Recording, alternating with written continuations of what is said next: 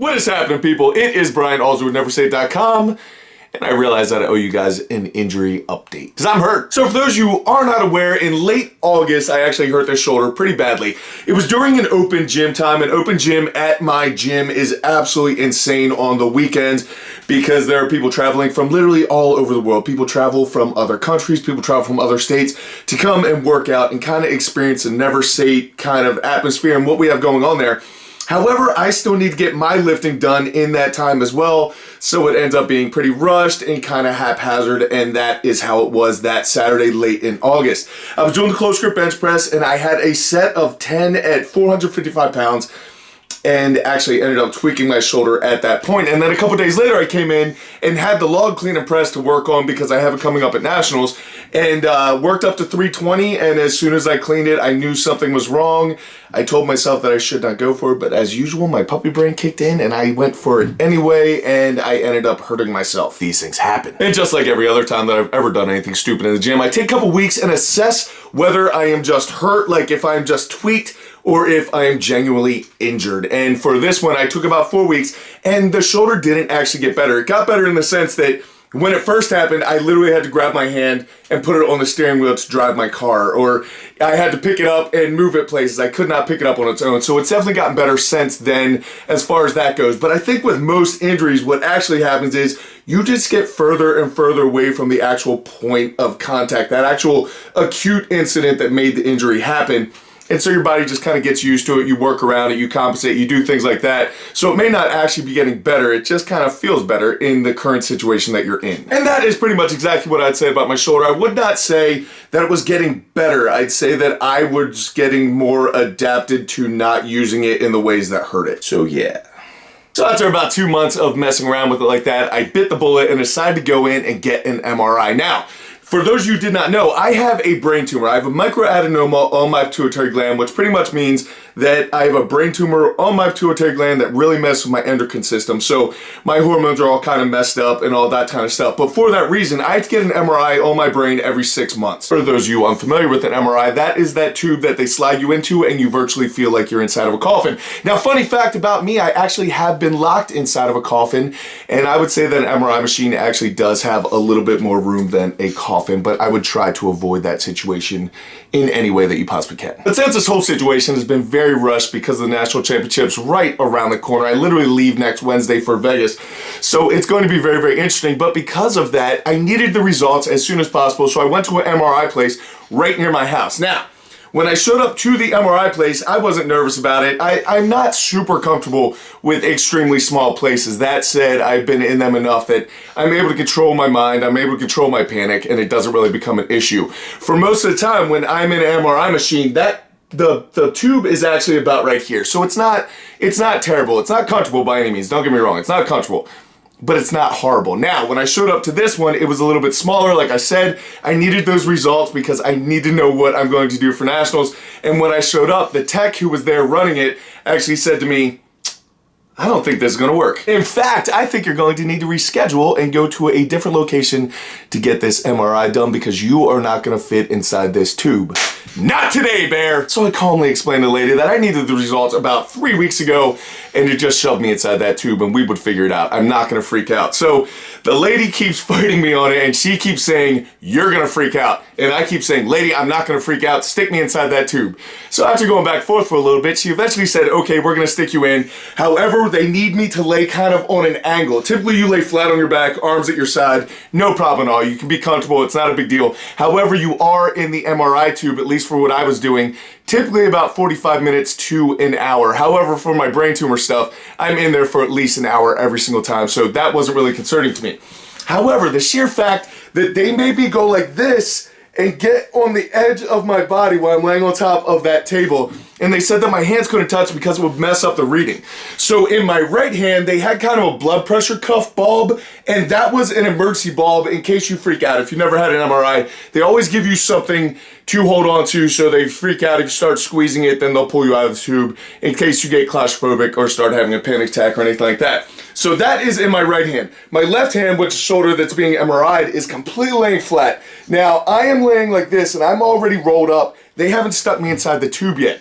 The lady literally is sitting there going, you're gonna freak out. There's no way you're not gonna freak out on this. And of course, I keep telling her that I'm gonna be completely fine. So here we are at this standoff, and I'm laying on top of the table like this, completely scrunched up, and she starts stuffing me inside the tube. Now, every single time, she would go like 6-7 inches, pushing me into the tube, and then she'd stop, and she'd be like, are you freaking out? What's going on? No, I'm not freaking out yet, but you continually asking me probably isn't helping the situation. So they finally get me all the way into the tube, and the lady just keeps asking if I'm all right, and I'm just laying there literally in the tightest position I've ever been in, completely squished up, and the top of the tube is literally right here. And I open my eyes and I look at it and I go, oh no, stupid, don't do that. That's gonna create some panic. So I close my eyes again really fast, and actually that little squeeze ball for the emergency, I literally started pushing it out of the thing so I didn't have an option to squeeze that or not. 45 minutes later, I was done and out of the MRI tube, and I've never been so freed and just felt like I could breathe again in my entire life. But the results of that ended up being that I have a torn rotator cuff that will not heal on its own with therapy or anything else, so I am going to need surgery. Now,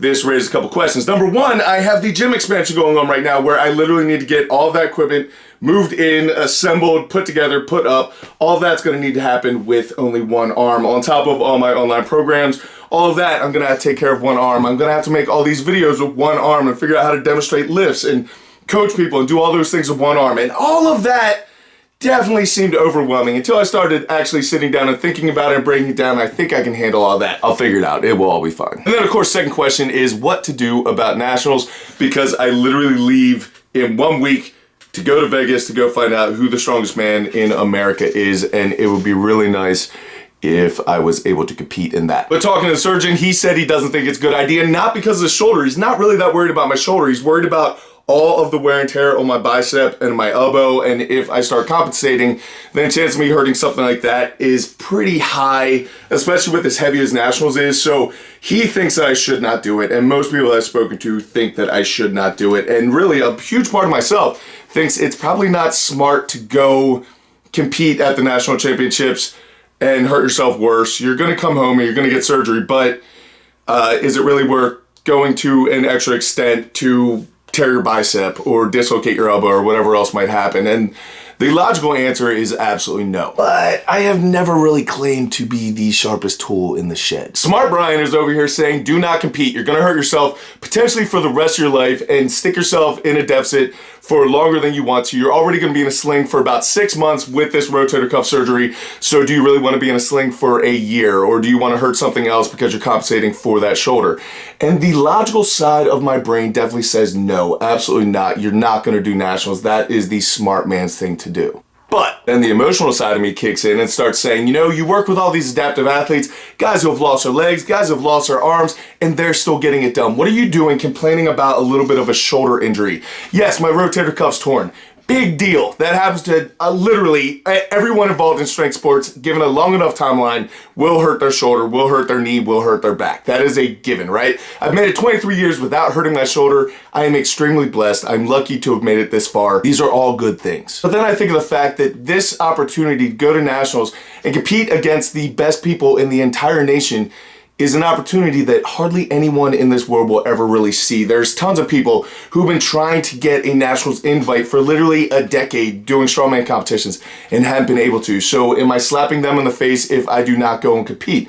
All those guys who are the adaptive guys, they go through a harder step every single workout. Their best workout is 1,000 times harder than my worst workout. So am I slapping them in the face by not going and competing? I'm a huge advocate of leading from the front. I believe that if you're going to talk, then you should walk the walk. And I don't feel that if I am not competing, then I'm not actually doing that. And my final thought about it, which a lot of people do not think about, which I never thought about until recently, is that everything that you are building, all this stuff that you're taking all this time and all this sacrifice and everything you're doing to build the muscle that you're doing, no one beats time. It is all gonna go away. It's all perishable, right? So what are you actually building? The lifting weights is just a vehicle for the change that you are actually doing mentally, emotionally, spiritually, those types of things in your life. So just because you can't physically do what you should be able to do, does that mean that you emotionally break and you give up? And these will be my emotional thoughts. So all that to say, the big question remains, am I going to compete at nationals? And the answer is I don't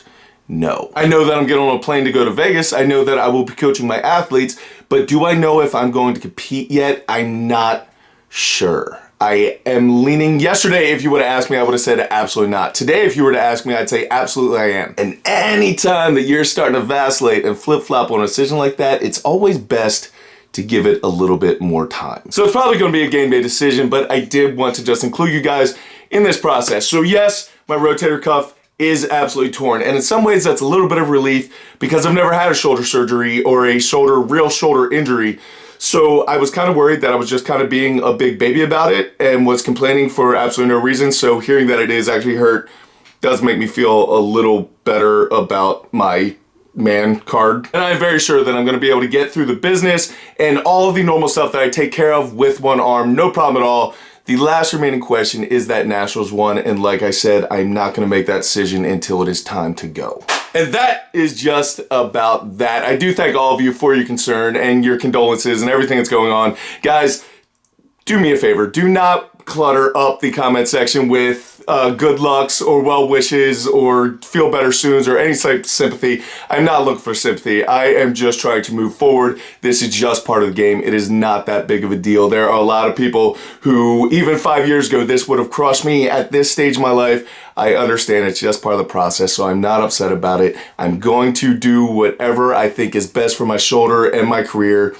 Coming up to Nationals, we'll see what happens there. But guys, I do thank you so much just for staying with me and staying interested. We will be up later in the week with another Jujitsu video. But until then, go out, do something amazing, realize, keep working hard, people.